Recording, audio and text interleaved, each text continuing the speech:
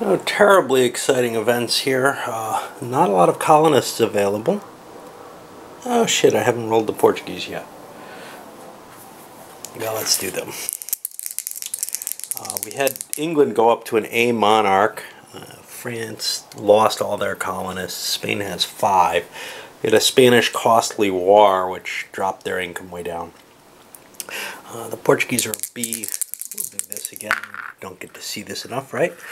That's only $10 for Portugal. This is a shame because Portugal wants money. They're going to get 7 colonists and an affluent middle class. That's kind of nice. That'll give them some cash. I think that's $20. Let's see what we get there.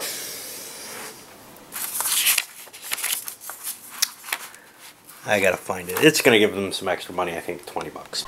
20 it was. Now the reason I picked up the camera had nothing to do with any of that. It had to do with there is something that's changed, which is we can now build ships in the New World.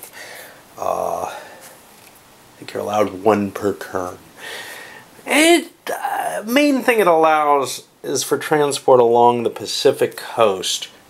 Really great if you do the old Scottish trick, or what they attempted to try to build something right here at the isthmus, and create sort of a dual port that you can deliver gold, particularly, but I mean, eventually it would have been spices and products of the Orient, and sail it through without having a canal or anything, just a short trip through there. At that point, there was no real colonial connection that was easy that way. Anyway, certainly at this point there wouldn't be, but it does serve a purpose in the game for hauling, say, gold out of the Incas and out of maybe California, which is tough to get out of there. Alright, I've figured out most of what everybody's doing. Well, not everybody. I figured out what the English and Spanish are doing mostly. The English are sailing here to reinforce this. Now, everybody probably thinks they're throwing some armies down into Brazil, because that's kind of a little vulnerable right now. But that would just be the assumption. Some people are kind of like, okay, they're safe. So they're going to probably get away with this. The Spaniards sailing their galley, but I have a force I have to figure out what the hell to do with. I have a 1 turn remaining on my German Explorer. I would like to land somewhere new, but where? This is one of the problems with the game. Why do I want to land somewhere new, for example? And where? It's certainly kind of useful for me to drop things off here.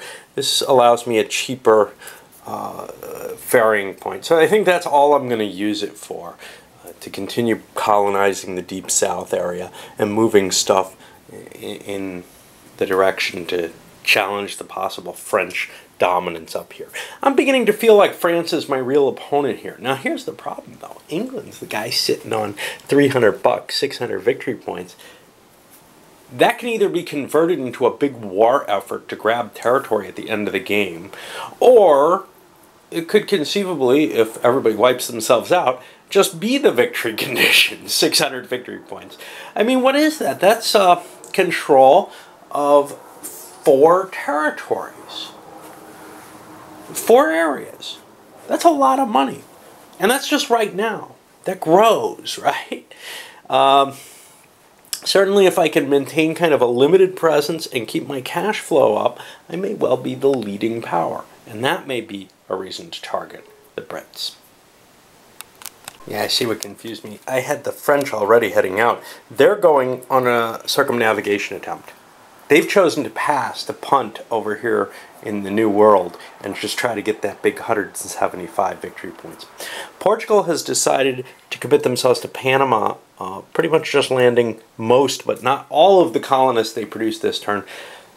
Those don't produce money yet, but with the gold mines, etc. operating here, they can shuttle, well, if they get them operating, they can start shuttling money up and maybe start rebuilding themselves. There's a lot of game left, so if people start hunting the leading players, or if the leading players start colliding with each other, Portugal may have a chance to regain some of its position.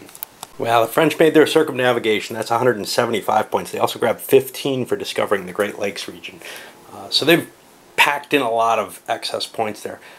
Everyone else kind of made it where they were going, for whatever that matters. Alright, time to do the land stuff. Well, everybody's pulling gold back. No, there's no penalty in this game like there is in Europa Universalis for dealing in gold. Where it affects your inflation rate. Spain's still hauling the big money in, but France has this 40 bucks kicking around now. Now they lost their military to defend it, which is kind of scary, but they're beginning to pull the money out of the Great Lakes. That becomes kind of an interesting target. Again, maybe somebody will go for it. Big money for the Spaniards, 96 bucks in revenues there. But again, we know what they're gonna be paying, plus the 75 coming in. But we know what they're gonna be paying in maintenance costs as well.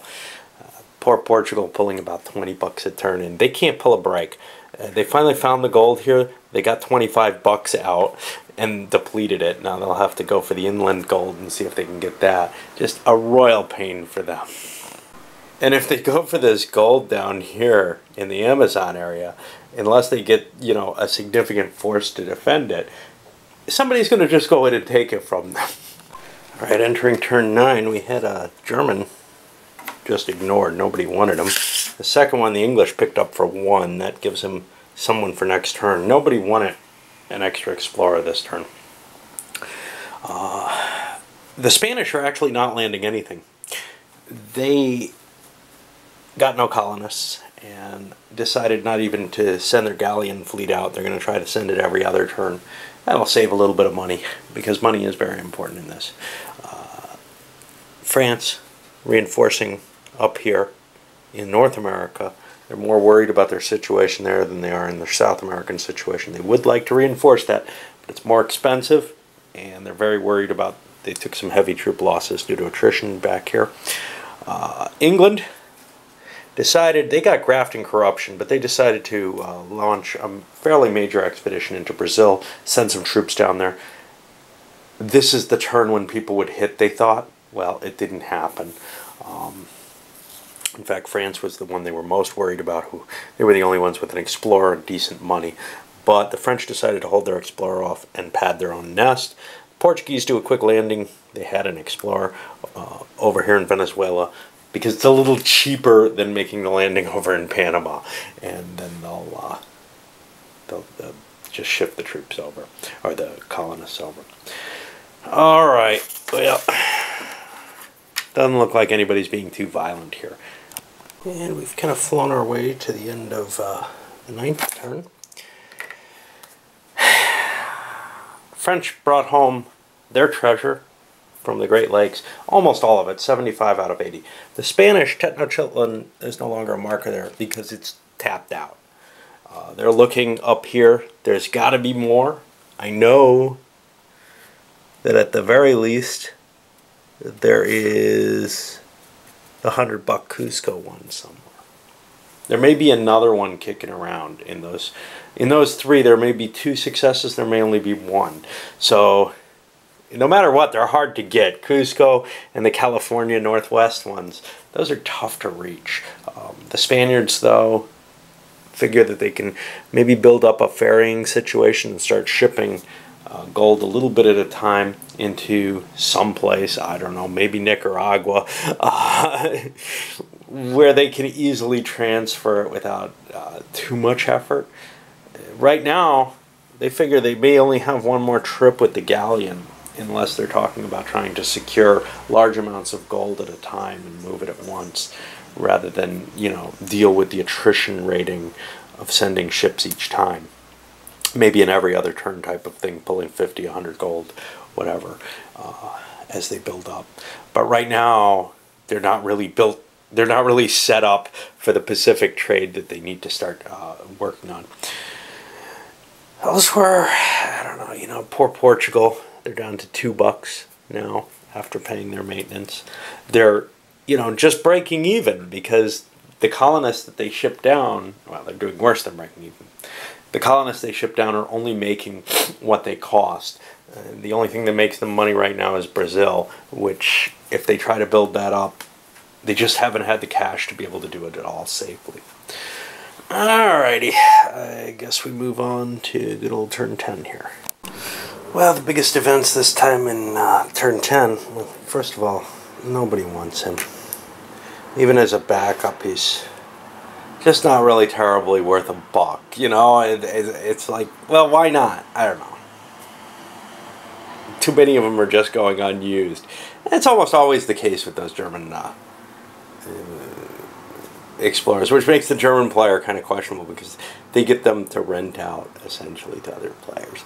Their big thing is that they can loan huge quantities of money and, like, I think they get possession, they get like control of the territories as collateral or something. It's a really weird rule. The big thing that came up was the Spanish got graft and corruption rife. Now they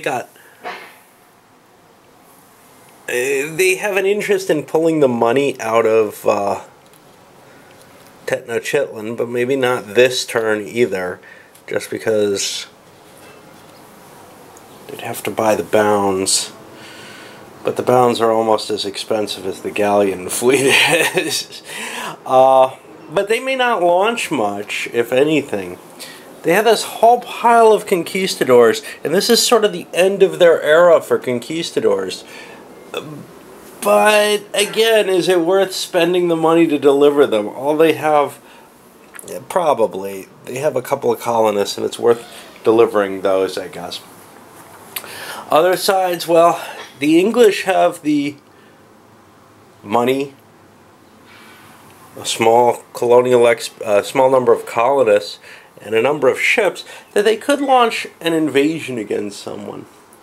But there's really this kind of why bother aspect in this period of the game to a lot of these actions. So what the English would really like to see is the Spanish and French get into a fight and weaken themselves. So probably they'll just go wipe out the Portuguese from Brazil. England has an interest in a fight against Spain in taking the Caribbean out, but getting control of the Caribbean's rough. It's actually a really tough thing to do because you have to you have all these little islands you have to land on and conduct a campaign on. And there are easier places to fight a war. On the bright side, of course, the attacker has kind of an advantage in that they hit the island, they take it, and, well, there probably aren't reinforcements nearby in the same sense that, like, a French-Spanish war would allow for a lot of troops to move into play. And the landings are chosen, the English in Brazil, Spanish over near in Mexico area. The reason for that, they want to be able to get their conquistadors up into the areas where they're most valuable. And they don't have a big load of stuff to carry. Plus they want to carry this gold. 75 bucks, well, they have enough with their carracks to do that. They can let the galleon fall, maybe. France is moving in and finally beginning to populate Rio del Plata. And the Portuguese, without any colonists, have decided not to ship more stuff. Try to cut their losses as much as they can. Okay, so here we are after 10. And what did we have happen? Well,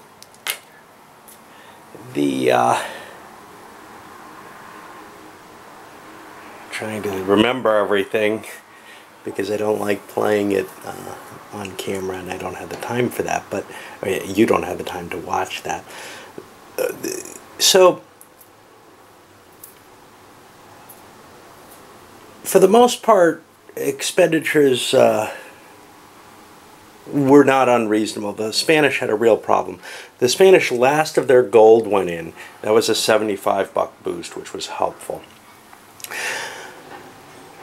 They got rid of their galleon because of the high expenses, because of the graft and corruption. They did manage to find the big 100 buck space. That's a long trip. They're going to have to build a port. They moved some colonists here so they can start building ships and sailing up and you know, servicing what will eventually be a colony up here to support moving goods down. There's a lot of gold in California. That's tempting to just run California as a gold mine, at least initially, until those tap out. But with the double resources and that it's a doubled resource area, gold mines become less and less valuable in this game. The treasure city doesn't hurt anything. They can pillage that without hurting their production. So it's kind of a trade-off. Do they want, you know, two dudes in a gold mine produce $8? Two dudes in California would produce $8 if there's no gold mines. Two dudes in a gold mine, which is pretty much what I like to have so that the gold doesn't disappear due to attrition. Those will produce $25. So it's still valuable to mine the gold. Now, the gold needs to be serviced, but there's a port here with a gold mine on it, which is very tempting. So California is actually a good place to mine gold. And shipping that extra money, the problem with that, well, I got rid of the galleons. So if I do start servicing California heavily, which I think I'm going to, I am going to look for the gold there. So far I haven't been able to find the gold in the Midwest Plateau. That could just ship down into Louisiana here. Elsewhere, well, I don't know. Everything's pretty much, the English are moving down on the Portuguese, and the Portuguese are worried. They have very little they can do. There's nowhere to run. There really isn't. If you run in, everywhere's got either natives or a person's presence there. Alright, this was rough because I'm trying to do it at the beginning of my workday, or before my workday, and I'm just about time I have to actually go to work, and I'm just totally confused by it because I had to keep bopping back and forth as I'm starting my computer up. Alright.